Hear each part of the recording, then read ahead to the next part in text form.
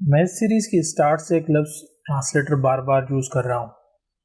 तो आइए देखते हैं कि ट्रांसलेटर आखिर है क्या। सिंपल वर्ड्स में अगर बोला जाए तो ट्रांसलेटर एक स्पेशल सॉफ्टवेयर है जो ह्यूमन लैंग्वेज को मशीन लैंग्वेज यानी बाइनरी लैंग्वेज में ट्रांसलेट करता है और इसी तरह से बाइनरी लैंग्वेज को ह्यूमन रीडेबल लैंग्वेज में ट्रांसलेट करता है। आज तक जितने भी कंप्यूटर लैंग्वेजेस डेवलप हुई हैं उन सब में ट्रांसलेटर मौजूद है। ट्रांसलेटर की ये भी एक जिम्मेदारी होती है कि वो ट्रांसलेशन के टाइम कोड के अंदर एरर्स ढूंढता है। ट्रांसलेटर्स के बेसिकली 3 टाइप्स हैं, असेंबलर, कंपाइलर और इंटरप्रेटर। आइए ट्रांसलेटर्स को थोड़ा और डिटेल्स में समझते हैं। ट्रांसलेटर्स को समझने के लिए हम एक रियल लाइफ का एग्जांपल देखते हैं। यहाँ पे हमारे पास 2 पर्सन्स हैं, एक है चाइनीज़ और एक इंग्लिश, और दोनों अपनी अपनी लैंग्वेज ही बोल सकते हैं और समझ सकते हैं। यानी चाइनीज़ जो है वो अपनी चाइनीज़ लैंग्वेज में बात भी कर सकता है और वो समझ भी सिर्फ चाइनीज़ लैंग्वेज ही सकता है। और इसी तरह से जो हमारे पास इंग्लिश पर्सन है वो भी खाली इंग्लिश समझता है और इंग्लिश में ही बात करता है। तो इन दोनों को अगर आपस में कम्युनिकेट करना है तो यहाँ पे हमारे पास ये कम्युनिकेशन आपस में नहीं कर सकते। क्यों? क्योंकि अगर ये चाइनीज़ इस इंग्लिश पर्सन के साथ बात करने चाहती है तो ये इंग्लिश पर्सन चाइनीज़ नहीं समझ रहा, और इसी तरह से अगर ये इंग्लिश पर्सन इस चाइनीज़ से बात करना चाह रहा है तो ये भी इंग्लिश नहीं समझ रहा। तो अगर इन दोनों पर्सन्स को आपस में कम्युनिकेशन करनी है तो इसके लिए हमें एक ट्रांसलेटर की नीड पड़ेगी। ट्रांसलेटर हमारा वो बंदा होगा जिसको दोनों लैंग्वेजेस का पता हो, यानी उसको चाइनीज़ भी आ रही हो और उसको इंग्लिश भी आ रही हो, तभी वो ट्रांसलेशन सही से कर पाएगा। यानी ये पर्सन जो भी चाइनीज़ में इसको बोलेगा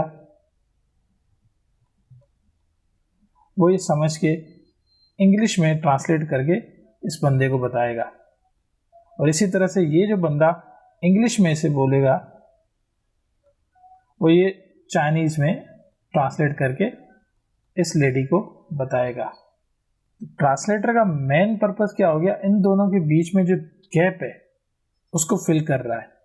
अब जब ये ट्रांसलेटर इन दोनों की कम्युनिकेशन करवाएगा तो इन दोनों को अब हम ये बोल सकते हैं कि ये चाइनीज़ लेडी इस ट्रांसलेटर की मदद से इंग्लिश समझ सकती है, और इसी तरह से ये इंग्लिश पर्सन इस ट्रांसलेटर की मदद से हमारी चाइनीज़ लैंग्वेज समझ सकता है।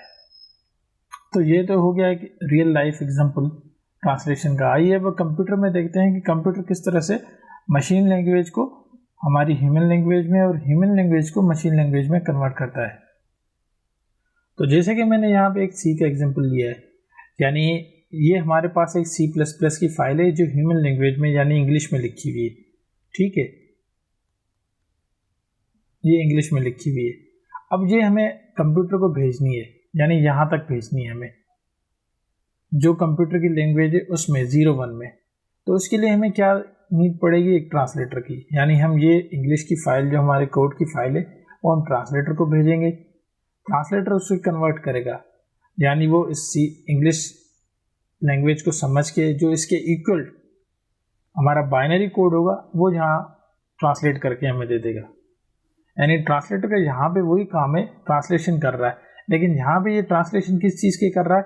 ये कर रहा है इंग्लिश से बाइनरी की ट्रांसलेशन। ठीक है, वहाँ पे हमारा ट्रांसलेटर क्या कर रहा था? चाइनीज़ टू इंग्लिश और इंग्लिश टू चाइनीज़। और यहाँ पे ये हमारा ट्रांसलेटर क्या करेगा? इंग्लिश टू बाइनरी और बाइनरी टू इंग्लिश, यानी दोनों चीज़ें ट्रांसलेट करेगा, इंग्लिश टू बाइनरी भी और बाइनरी टू इंग्लिश भी, ये दोनों काम है।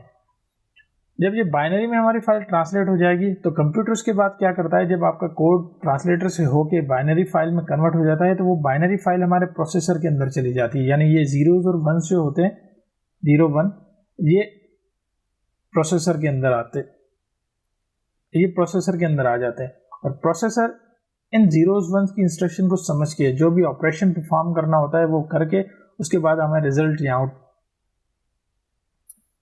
दे देता है। अब यहाँ पे ये एक चीज़ आप देख रहे हैं कि इफ एरर और बग। अब यहाँ पे जो ट्रांसलेटर्स, जैसे मैंने आपको पिछली स्लाइड्स में बताया कि ट्रांसलेटर की एक ये भी जिम्मेदारी होती है कि वो कोड के अंदर एरर्स को डिटेक्ट करता है, और ये वही स्टेप है। जैसे आप देख सकते हैं कि ट्रांसलेटर जब भी आप कोई इंग्लिश का प्रोग्राम में भेजेंगे तो वो ट्रांसलेट करेगा, लेकिन ट्रांसलेशन के टाइम वो उसमें एरर्स भी ढूंढेगा एरर्स की मुराद ये है कि अगर आपने कोड में कोई गलती की है तो उस गलती को वो ढूंढेगा। गलती इस तरह से आप समझ लें कि अगर हम इंग्लिश में कोई चीज़ लिख रहे हैं, हम उसमें कोई ग्रामेटिकल एरर कर रहे हैं, तो वो ग्रामेटिकल एरर हमारा ट्रांसलेटर पकड़ेगा कि भाई आपने ये आर की जगह इज लिखा है। इसी तरह से अगर आप कोडिंग में कोई एरर करेंगे, गलती करेंगे, तो वो ट्रांसलेटर ढूंढेगा कि कोई गलती होगी जो ट्रांसलेटर नहीं समझ पा रहा, तो वो एरर आपको वापसी भेज देगा ट्रांसलेटर के भाई ये आपने जो फाइल मुझे दी है ये आगे मैं नहीं भेज सकता क्योंकि ये मुझे समझ में नहीं आ रही कि लिखा हुआ क्या है। वो इसलिए समझ में नहीं आ रही कि इसमें एरर है। एरर की मकसद है कि आपने जो कोड लिखा है उसमें कोई ना कोई मसला है, तो ये ट्रांसलेटर वापस फाइल हमें दे देगा, हम उसमें फिर एरर ढूंढेंगे और ट्रांसलेटर उसके साथ हमें कुछ टिप्स भी देगा कि भाई इस टाइप का एरर है, ग्रामेटिकल है, सिंटैक्स है। ये आगे मैं डिस्कस करूंगा कि एरर क्या होता है और उसके कौन से टाइप्स होते हैं।